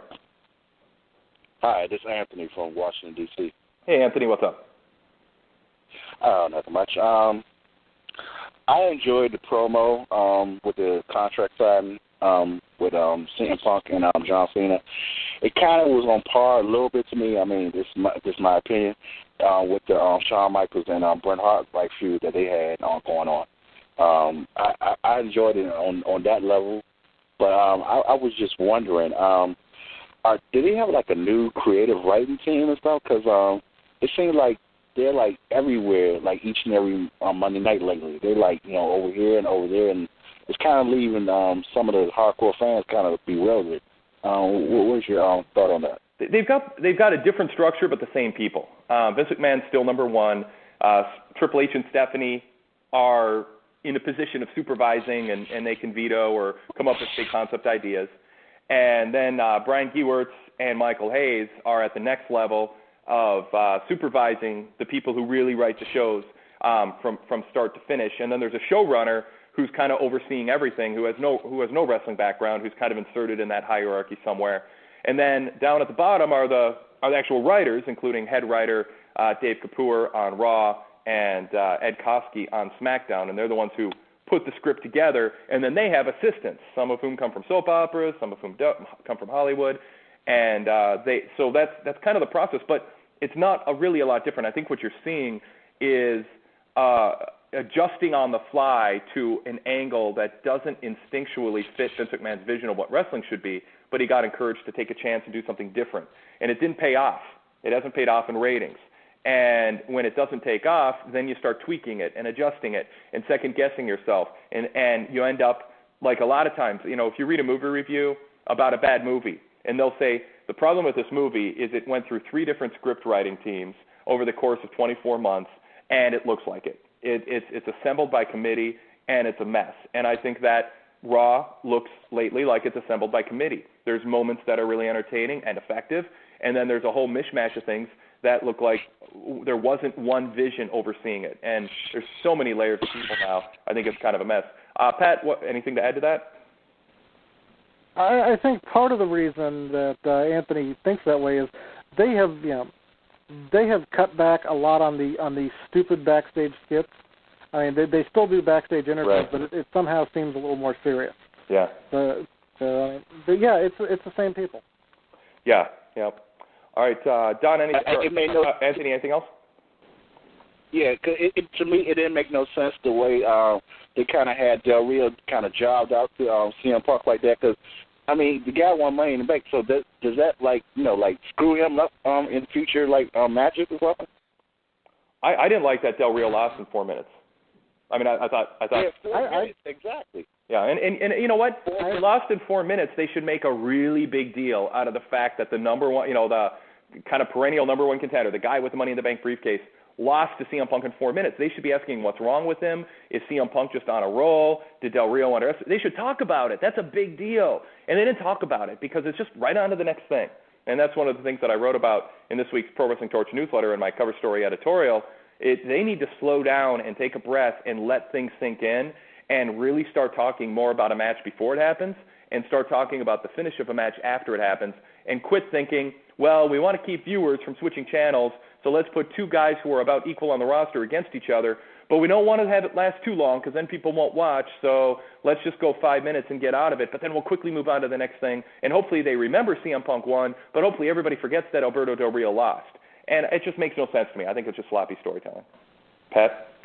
Very, I agree. And I'm more concerned about the fact that, CM Punk and Alberto Del Rio, that should have been that you're talking about a potential future main event for a pay-per-view, and Yep. they gave it away in the middle of Raw with no build-up, just like they gave away what should have been another pay-per-view main event in John Cena versus Rey Mysterio with less than 2 hours build-up. It's just short-sighted. Yep. There's some issues to be worked out, and I'm really curious how they're going to handle this because I think there's a good chance that we're going to see very consistent ratings under 3.0 come football season. And I know a lot more people come to the TV sets, and it's some people take the summer off from watching wrestling, or habits change once kids get back into school and people get done with whatever happens in summer. But I just think there's a chance that we're going to be seeing 2.5 to 2.8 as the norm on Raw because I just don't know what cards they have left to play. But then again, when things get scary like this, with 3.1, 3.08, actually, you got to round up to get to 3.1 for Monday's show, and you hotshot and give away Punk Del Rio, and you give away John Cena, you give away, it's all marquee matches, and then that big segment at the end, and it's a week before SummerSlam. I mean, all of that, and you do a 3-1, what happens when you're not at the culmination of an angle right before a big pay-per-view? You end up below 3.0 consistently. But maybe when things get like this, Vince McMahon gets creative, starts listening to new ideas, but new ideas that he believes in and can actually, see through and execute. We'll see. It's going to be interesting. Or it'll be frustrating. Who knows which. Anthony, thanks so much for the call. Let's go to our next call. 087 is the number showing up for us. Please state your name and where you're from. 087? Boris? Someone else? All right, let's try this again. If you hear a ping, you are on. Please state your name and where you're from. All right, now I'm going to hang up on you, and you'll know it was you we were talking to. All right, let's go to 714 up next. 714, thanks for calling. Please state your name and where you're from. Hey, guys, this is Ron from Orange County. Hey, Ron. What's going on? Hey, how you guys doing? Good. Okay, good. My question is in regards to, agenting or agents. Bret Hart has stated that he would love to be an agent. I know he's just past couple of years newly acclimated himself to the WWE again, but no offense to a Jamie Noble and even a Dean Malenko, but they don't really have the experience of being that top level company carrying guy. And I think a guy like Bret Hart can do a lot of good, especially for the upper to mid card and the main eventers. How can anybody pick a guy like Jamie Noble, who's a decent enough in the ring, but I mean, nothing overly spectacular, if you know what I mean. I don't think he was a great worker, psychology wise, by any stretch of the imagination. But he may be a fine agent. But what's their line of thinking by not coming to Bret Hart? Because he has stated that he would love to do that job. Pat, what do you think? Well, Bret Hart had a stroke some years back, and I don't think he's regained 100% of what he had before, although he seems to be pretty well together. I know for a while he was having issues flying because of the concussions he sustained. But really, I think it is Bret Hart and Vince McMahon. That would require them to be together a lot more often than they are, and I don't think they would. I don't think they would feel comfortable being around each other all that time. And apparently, Vince doesn't feel comfortable being around Bret enough to bring him back in. Yeah, and I totally get where you're coming from, Ron, on saying it helps to have been a main eventer to be a top agent and that type of thing. And I know there's some people who don't. I've heard good and bad about they're called the producers now, but the agents, the ones who the writers deliver the storyline and the match to, and then they are the ones who work directly with the wrestlers to execute the match itself and get across what the writing team wants and Vince McMahon wants them to get across. Jamie Noble was a really good worker in Ring of Honor, and just because he didn't get a big push, didn't get a lot of wins in WWE, doesn't mean he doesn't have a really good mind for the business and isn't a student of the game.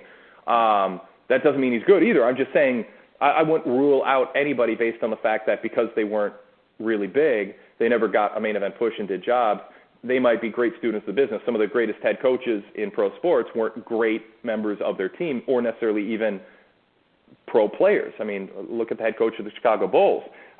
Started off as a videotape editor and didn't really play basketball. So I think you have to judge them based on their work. That said, yeah, there's health issues and concerns with Brett about having him be there every single time. He might be somebody who may be like Pat Patterson, who shows up occasionally and helps out and provides some ideas and some of that, isn't too close to the trees and can see the forest and provide some input in that way.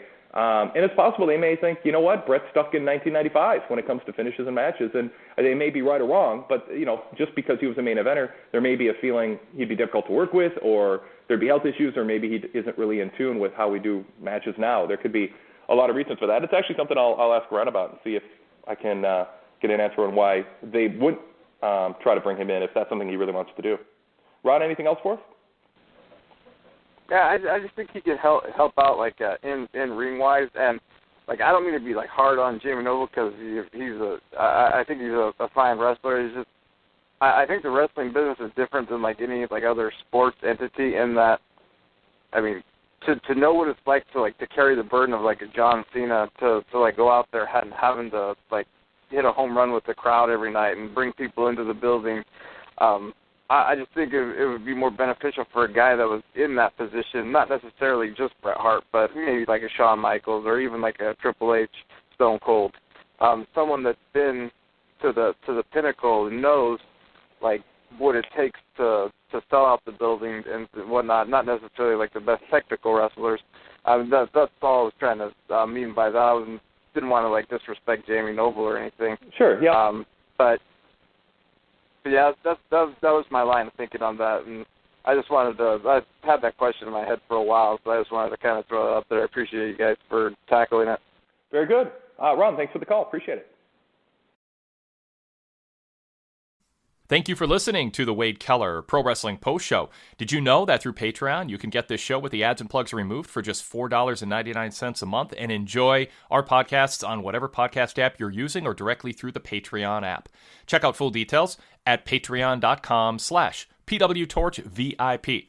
That's patreon.com/PWTorchVIP. Wipe away the ads to the Wade Keller podcast, post shows, and PW Torch daily casts. That's 14 pro wrestling podcasts per week with the ads and plugs removed for just $4.99 per month. Support us and enjoy a streamlined listening experience.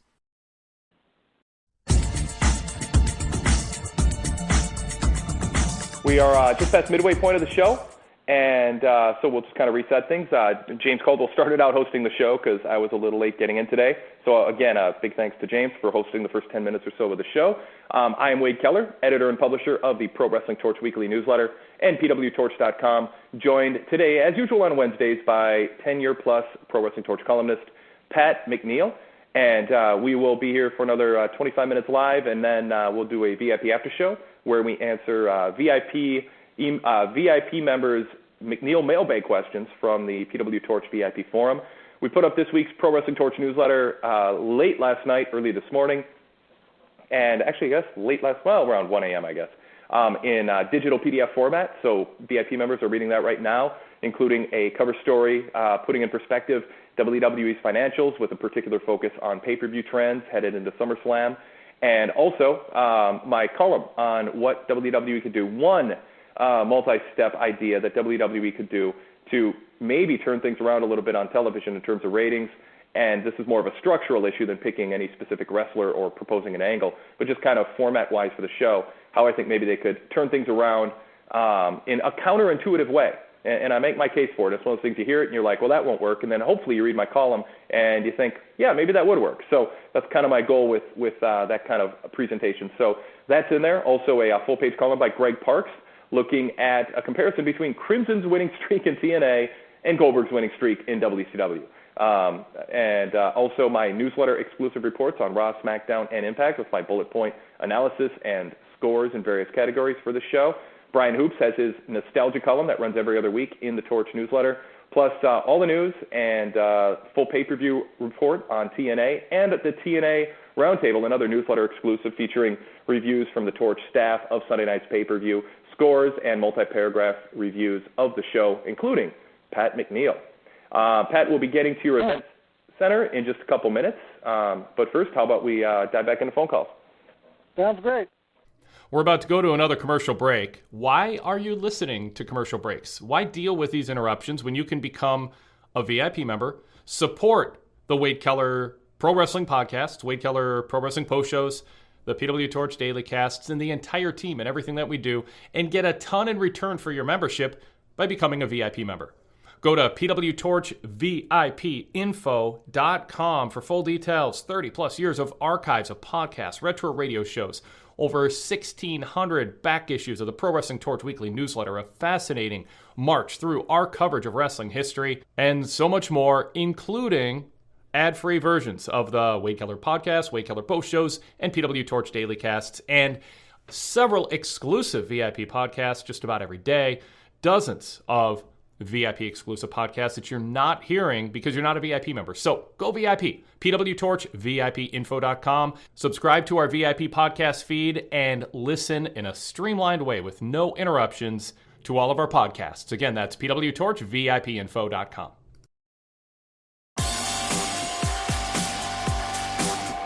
Hi, this is John Arezzi. Map Memories, My Wildlife in Pro Wrestling, Country Music, and with the Mets is now available everywhere books are sold. Co-written by Greg Oliver, Map Memories is the story of my roller coaster life. Learn the inside stories about my days as the host of the groundbreaking Pro Wrestling Spotlight radio show and as the wrestling convention pioneer and dealmaker. I hold nothing back. Map Memories, available now from ECW Press.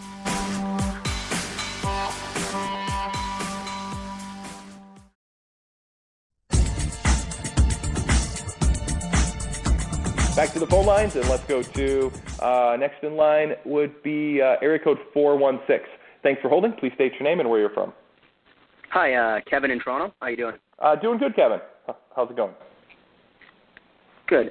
I just wanted to hit on a couple things. I was reading Mick Foley's Twitter, and he noted he's really not sure if there's any truth to the rumor about him having a match at WrestleMania 28. Mm-hmm. And then, of course, yesterday Steve Austin wouldn't confirm or deny if he'd wrestle Punk at that same show. So my question is, if these guys are both wanting to have matches at WrestleMania, do you go full on with a WrestleMania theme of Attitude Era versus modern day with Austin, Foley, HHH, Taker, and Rock all against modern day performers all on one show? Or do you think you're drawing the same buy rate with WrestleMania with Rock and Cena and something involving the Streak?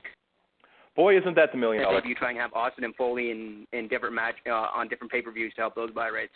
Isn't that the $1 million question? I mean, it's a great question. Yeah. At what point do you get all the fans who are thinking of ordering it before it's just overkill, and you load the show up so much you're giving away a ton more, including, and this is the big issue, splitting the paydays for certain top guys. I don't know that Steve Austin wants to have his comeback match on a I'm not saying he doesn't either, but I'm not sure he wants to have his comeback match on a show with The Rock where he's got to share a payday with The Rock. I think Steve Austin coming back, first match back since retirement, should in and of itself be the marquee big payday match at WrestleMania. So, how thin do you want to spread the profits from the event by, having too many big paydays? Mick Foley's going to want a big payday too. And, does he want to be lost in the crowd if he makes a comeback in WWE? So that's a question that's going to be asked.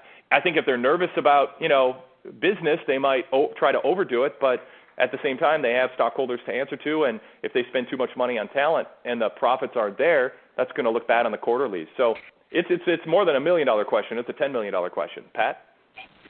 I would be inclined to say that if you're bringing back, if Steve Austin's going to have one final match and The Rock's going to have one final match, it wouldn't be great to do them both on the same show. I think maybe you save one of them. Yeah. And if Hulk Hogan's not coming back and they want to, have some sort of big MSG anniversary show, coming up, maybe Steve Austin is a guy who is a good guy to headline that WrestleMania. You don't want him to get too old, but at the same time, I think the more time away from the ring, while he's still in his 40s, the more chance he has to rest up and prepare. But, it sounds like there'll probably be one more Steve Austin match, but I only say probably. I wouldn't say for sure, and I don't think Steve Austin would even say for sure. But I think he's certainly leaning towards looking for the right opportunity that feels right for him and that includes the right opponent, the right setting, and fitting into his schedule with other stuff he has going on. He's talked about how he'd love to do a comedy movie and show his comic side. He talked about how he loves Tough Enough and he wishes he could be filming season 2 right now. And so, he's enjoying what he's doing. And as Edge talked about, Steve Austin's giving Adam Copeland advice on how to adjust to life after wrestling. And, Austin has done a good job with that. He went through some, bumps in the road early on trying to adjust, and now he's passing along that wisdom. So, it's not like he's miserable and feels incomplete if he doesn't wrestle again. And that's why I think the circumstances have to be just right. I'm not sure playing second fiddle to Roxana is just right. And that's the question. It's like Conan, let's go back to Letterman when NBC tried to sell Letterman on the idea of, well, stick around. Leno will host a Tonight Show. You'll be right afterwards. And we'll just sell it as a 2-hour super talk show, late night package. And Letterman knew, no, I don't want to play second fiddle to Leno. I want my own. And silly analogy, I guess. But, Austin doesn't want to be the guy who wrestles 2 matches before Rock on his comeback match. I don't think so. That's my thinking. Kevin, I agree. Although, sorry? Yeah, go ahead, Kevin. I was going to say, if I believe we go back to that WrestleMania 19 documentary where he was feeling a lot of pressure there with that match with Rock, and he ended up going to the hospital. So it might actually be good for him to be the middle match. Yeah. Well, that was a real different time. I mean, that was a marriage falling apart. That was major stress because of his neck. That was years and years on the road full time with tremendous pressure. That was, a lot of external factors that were at play that led to him being in that state of mind. I would say he's in a very different place right now, and I don't think that would be repeated. I mean, just knowing where Steve was at that point, knowing where he is now, it's a world of difference. So I wouldn't see that repeating itself. That's true. Can I ask one more thing? Yeah, sure. Go ahead. I was wondering what your thoughts were on that CM Punk interview with Mark Madden, where he asked if he thinks he can escape a feud with Triple H unscathed, and he noted they can't make the same mistake as 10 years ago or there won't be a business in 30 years. And then he also took a shot at Rock and said he's as out of touch as Vince, and he hopes he comes back with updated material because he doesn't deserve any credit for WrestleMania because he didn't do anything entertaining there. And Punk said that, or Madden? Punk said that. Okay, yeah. I haven't even read the summary of that interview yet. I guess I'm behind on that. Pat, have you seen that, or do you want to respond to what the summary that Kevin gave us? No, I have not heard the interview. I'm going to have to check that out. Punk is. Okay. I mean, and I will, and then when I do, I'll surely write about it or comment on it. Now I'm intrigued. I think Punk. The other thing to remember about WrestleMania 19 is, there was stress maybe and worry, but there was also the fact that he drank a pot of coffee and 4 Red Bulls. That's something hopefully he would avoid the second time around. Yeah, good point, Pat. Good point.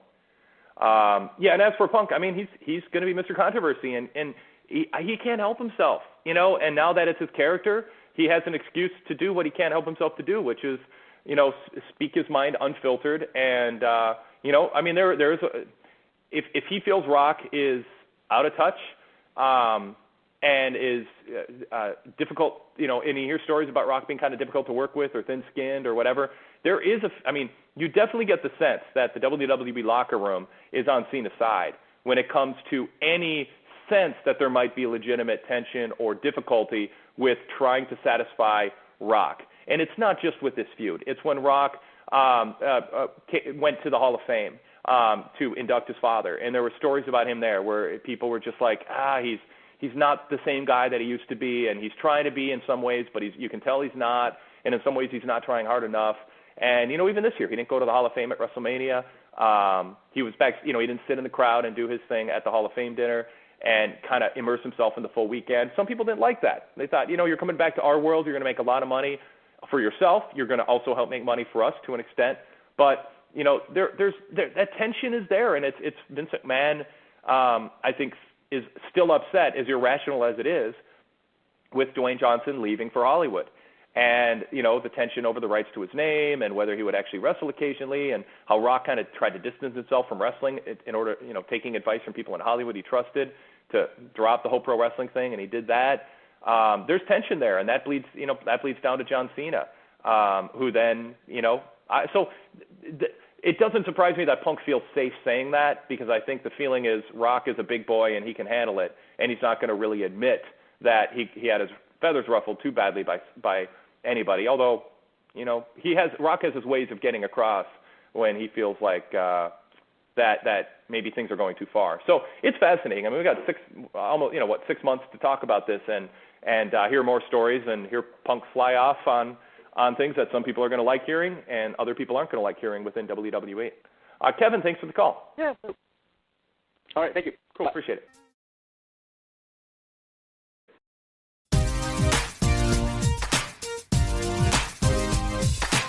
Every Sunday night, catch Wrestling Night in America on PWTorchDailyCast.com, hosted by me, PW Torch columnist Greg Parks. Each week, I'll welcome a co-host from the Torch family to discuss the big shows in pro wrestling, taking your calls and emails. You can listen live most weeks beginning at 8 p.m. Eastern.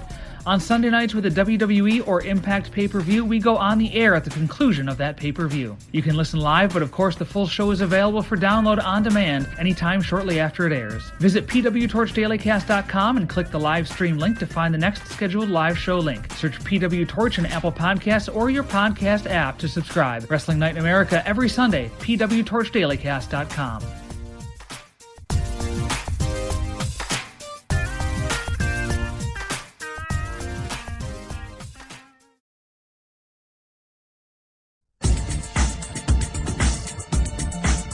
Our number here is 646-721-9828.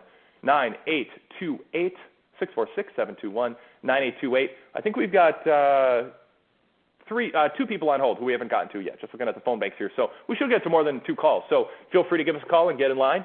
Pat, why don't we go to the highlight of our week on Hump Day Wednesday, the Pat McNeil Event Center, and take a look at what's coming up in the next few days.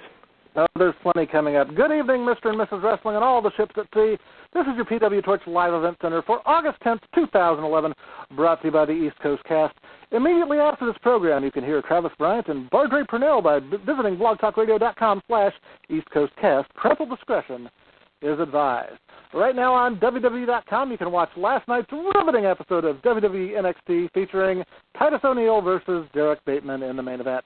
Then tomorrow afternoon at 5 p.m., it's WWE Superstars on WWE.com.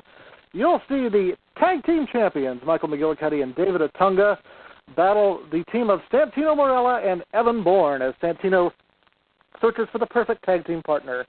Plus, Tamina, Brodus Clay, Trent Beretta, and all of your favorites from the Superstars brand. Tomorrow night, TNA Impact Wrestling on Spike TV. It's the Bound for Glory series. First up, one of the big matches, a 3-way tag team match as Beer Money takes on the team of AJ Styles and Rob Van Dam, taking on the team of Brother Devon and the Pope. Plus, in your main event, a 4-way Bound for Glory series match, Crimson versus Abyss versus Scott Steiner versus Gunner. WWE SmackDown on Sci-Fi this Friday night, scheduled for the show. Christian will be in a non-title match against Sheamus, and your main event, Randy Orton versus the Great Khali. On Internet Pay-Per-View, Friday night, 11 p.m. Eastern, Juggalo Championship Wrestling presents its Legends and Icons show. Mick Foley will be sitting in on commentary. A lot of stuff on this show. The featured bouts, The Outsiders versus the New Age Outlaws with X-Pac as special guest referee, and Terry Funk versus Roddy Piper in an I Quit match.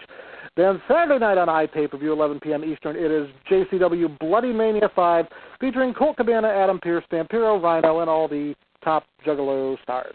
TNA Impact Wrestling house shows this weekend at Norwich, New York, and Rochester, New York. Both venues will get to see the British Invasion taking on Mexican America with Jeff Jarrett as special guest referee, and Kurt Angle defending the TNA title against Mr. Anderson. Ring of Honor has a TV taping this Saturday night in Chicago Ridge. Your featured bouts